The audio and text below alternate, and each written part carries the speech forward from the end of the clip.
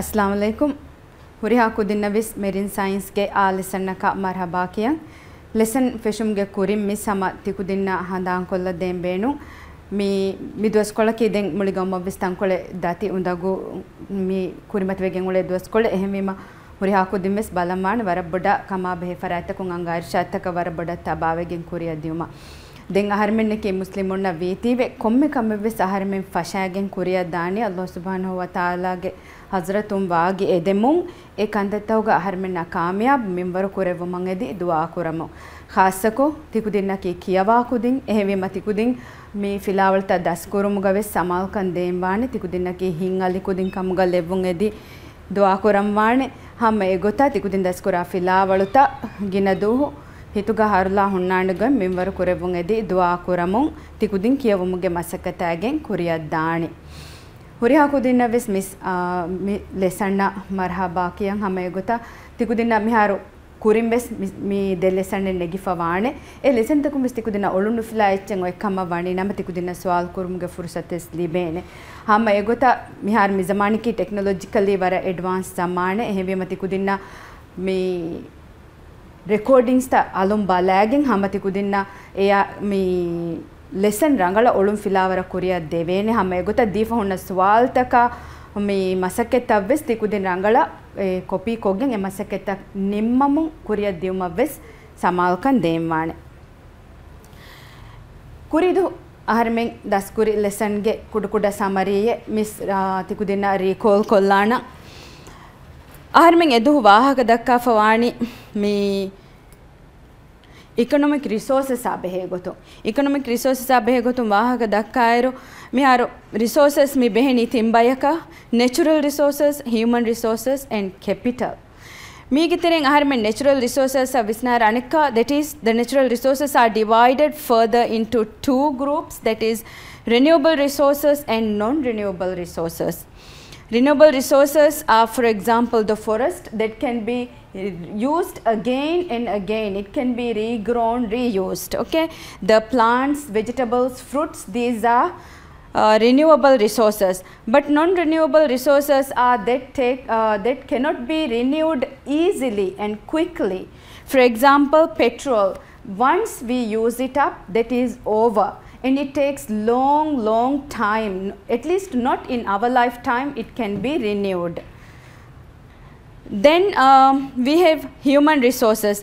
Human resources can be said as one of the most important resources in the industry. That is because humans are the people who distribute the resources, who make use of the resources and make it benefitable and long lasting. So in order to make these resources, human resources, strong and durable, okay, it is very important that we maintain the quality and quantity of this resource. So in order to do that, we have to give importance to maintain health and education. Of course, health is important because we have to be healthy in order to work hard, work for long hours, and also think properly when we are working.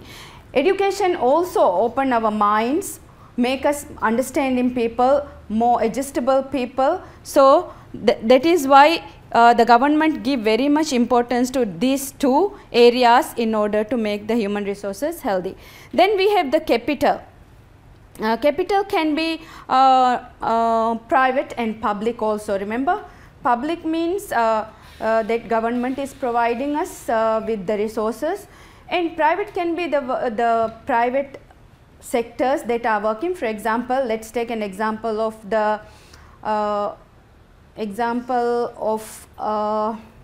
factory, okay, fish canning factory. So if we are talking about a factory, that means the resources, the factory itself is a resource, and also the machineries that are there, they are also the capital, okay, they are also capital, and also the vehicles that are used to transport them from here and there, all these things come under capital. So I am sure you would have recalled the previous day's lesson now. So let's carry on with our today's lesson. Today we are going to talk about fisheries and tourism industry. Both the industries are very important to Maldives. As you all know, fisheries industry have been there starting from the beginning when we were small, when our parents were small. Fisheries industry was one of the main source of income to the government from long time ago. So these two industries, since they are very important, there are actually points where both of them support one another, and also there are points where these two industries actually hinder one another. What's the meaning of hinder? Hinder means actually they are making, for example, one industry is doing certain things that is making the other industry to be in difficulty, to become stressful. So in a way we can say that it's a disadvantage because of the other two next industry. For example, because of fisheries industry, it is little disadvantageous to tourism industry in certain areas. Okay. Now, on the other hand, both of them are very much they share so many things similar. Therefore, they actually help one another. Okay. So as I said, before 1970s, fisheries industry was actually one of the main income resources, main foreign income resources for the country. Actually fisheries industry was the main source of foreign income for the country until tourism was introduced and expanded in 1970s. We should know that when there was only fisheries industry, there was no other worries, like we might have not felt that it is very important that we maintain the industry, or it is very important that we expand it, and also it is very important that we train people in the field and do things that will support it in the long run. Certain things we might not understand unless there is a competitor. So earlier days, like in 1970s, it was like that. Only the fishing industry brought us foreign income. So sometimes sharing of marine resources between the two industries has its difficulties. Okay, let me give you some examples of the resources that they share. For example, let's talk about beaches. Let's talk about the lagoons. Let's talk about the reefs. All these are actually resources that we share, the fishing industry as well as the tourism industry. When we share these resources, we find certain difficulties that is more advantageous to one and more disadvantageous to the other. So first we will be talking about how both the industries, the tourism industry and the fishing industry, how they support each other. The tourist resorts create a new domestic market for reef fish and lobsters. If you talk about the main income market of fishing industry, actually resorts are one of the most important places where these resources are being sold out. Because there is a demand, because of the resorts, there came a demand for these marine food supply. For example, all the types of seafood are in demand. So these resorts help the fishermen to get more income and improve themselves. During poor fishing period, some fishermen make money by changing their masdoni into transport donis for tourist resorts.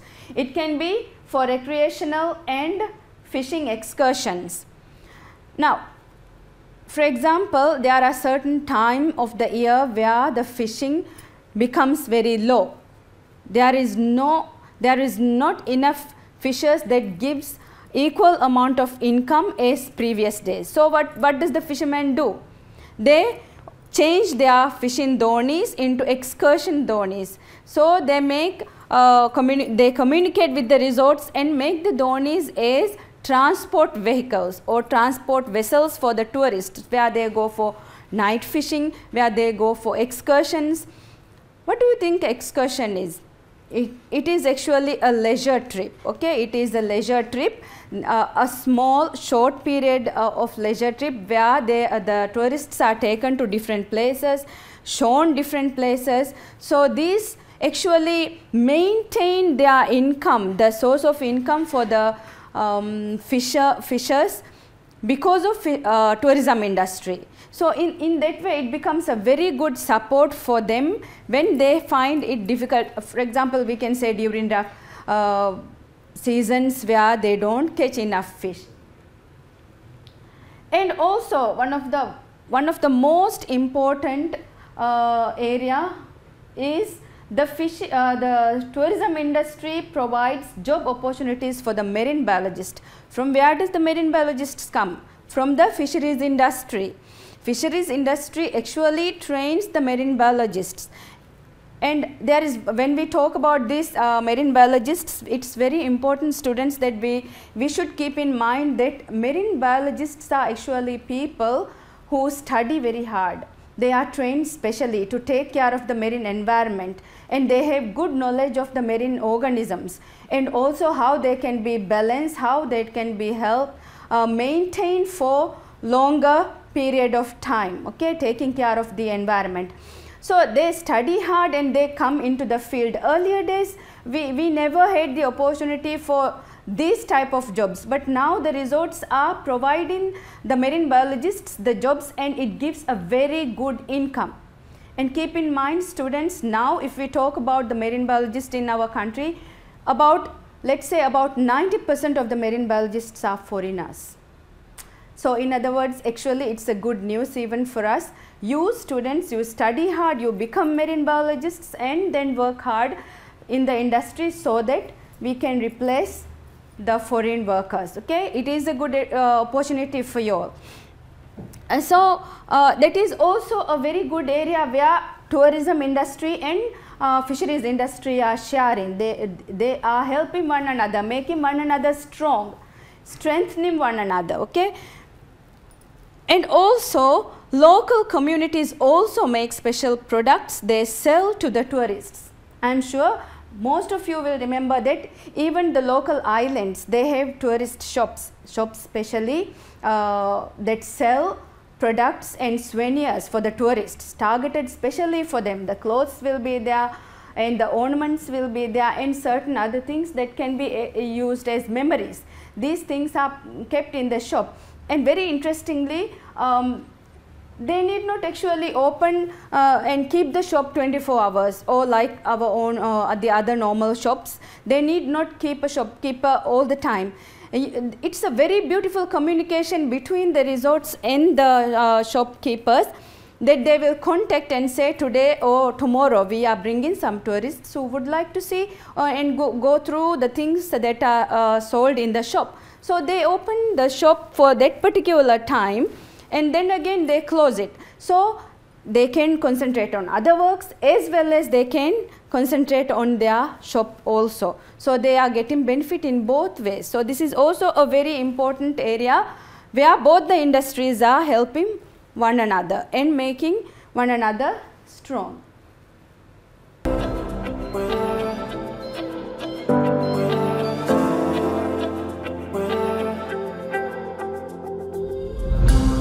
When we are talking about making both the industries contributing and making one another stronger, there are areas where we need to be more careful, where both the industries are making a little bit difficult to one another, certain things, okay. So let's discuss about these as well.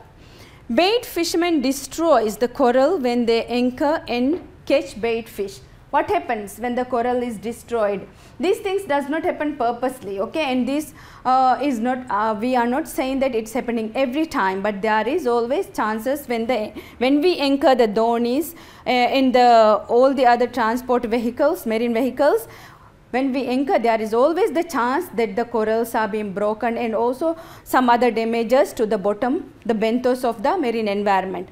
So when it happens, actually we are losing the beauty of our coral reefs, okay. So actually tourists are mostly attracted to the beauty of Maldives, the beautiful white sandy beaches, the beautiful reefs that contain with lot of beautiful organisms and the corals. So when they are damaged, the attraction become less, and once the corals are damaged, it takes long time to build it again, regrow. Okay, so that is very something we should keep in mind and find alternatives. We need to work hard to find alternative for these things. And also the night fishing and other fishing activities on or near the house reef of the resorts reduces the number of fish for the tourists to observe when snorkeling and scuba diving is done. As I told you, the main attraction for tourists in Maldives are the coral reefs, the sandy beaches. So when actually we do fishing near the house reefs of the resort islands, then actually the resources become less. So therefore when the tourists go for diving and snorkeling, they find it less attractive. So this also, because of the industry, fisheries industry, the tourism industry is finding a little bit difficult.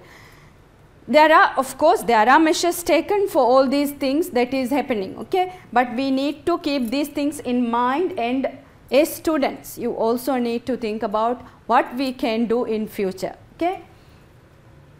Commercial fishing activities reduce the number of fish available for game fishermen. As I am sure you would have heard about water sports, game fishing is also a kind of activity that gives them happiness, that gives them pleasure, and also it gives income to the people who organize these type of trips. So, but because of these commercial fishing activities, it becomes, you know, when the fishermen, when the tourists go for this fishing, they will find it difficult to catch the fish, and it makes them become bored. So these things also contributes or makes a difficulty for the tourism industry. And also less young Maldivians are entering employment in the fishing industry. This is one of the very important points we need to keep in mind. Actually, tourism industry is a little bit more attractive to the youth than the fishing industry. There are reasons for it, but one of the reasons can be fishing alone. Some people think that fisheries industry consists only of fishing. No, there are so many areas where we can concentrate on in the fishing industry. It's not only the fishing that is that the youth find difficult. They don't like to go during the hot sun and then work in the fishing area in the direct contact of the fishing. But this is not the only area where the youth can work in the fishing industry. This is also something we need to understand. There are so many places in the fishing industry where they can work. They can, as I mentioned earlier, they can become marine biologists, they can become technologists, they can become chemists in the area of the fisheries industry. They can work in the labs, okay, so that they can work in the labs for where different tests are being done. These things we just have to think about it, okay. And expanding tourism industry limits the number of fishing grounds available for fishers to harvest their catch. As you have noticed, since 1917, when we talk about 1970s up to 2020, now we are in 2020. If you go through the history of tourism industry, you would have noticed there is a very huge development and a very huge expansion in the industry. There are so many employees in the industry, and it is bringing so much foreign income to the country with lot of benefits. Okay, because of this, what happened is, the more the tourist islands, the lesser the fishing grounds are, because since we have to provide for the resorts with their home reefs being protected and also certain other places being protected, fishermen are unable to go and fish around these places. So fishermen find it difficult. They might have to travel a little bit far compared to previous fishing trips. Okay, this is also one thing that the tourism industry is hindering the fishing industry, but there is nothing that cannot be sorted out. So this is one simple area of the fishing industry and tourism industry. Let's just go through this once again, but please keep in mind it's not over. Today's lesson will not be over even though we are summarizing it. What was the main? Just think about these questions, okay, so that you can recall what we have discussed just now. What was the main source of foreign income to Maldives before 1970s? I'm sure you know the answer, that is the fishing and fisheries industry. Why did this change occur? What happened? What difference did it make that this was changed? The change was that tourism was introduced and expanded. Tourism industry became into life in 1970s, and then it went on expanding, okay, developing. That's why the change came. List 3 ways in which both the industries help one another.